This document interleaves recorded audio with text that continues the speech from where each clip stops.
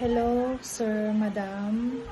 I'm Marites Mason, 41 years old, married, and I graduated midwifery course. I have 4 children, 2 boys and 2 girls.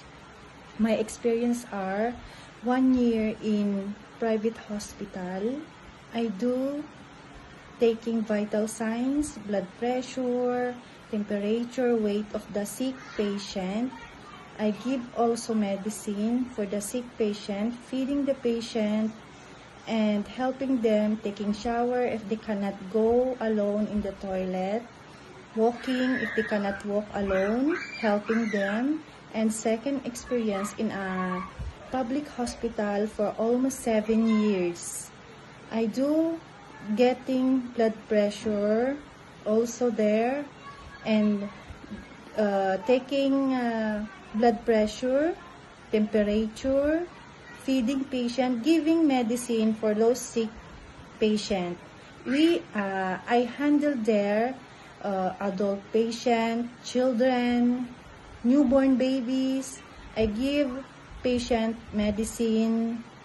I administered medicine, giving them food.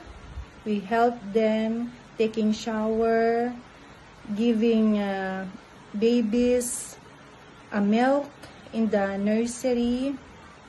And the third experience is in National Guard, Saudi Arabia, Jeddah.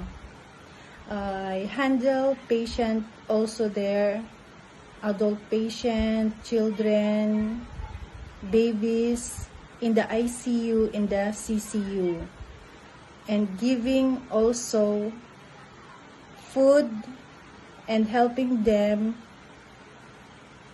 taking shower if they cannot go alone, and walking. And then the fourth experience in Hong Kong as a helper. I have 2 children to take care, 9 years old and 5 years old. I do accompanying the children going to school.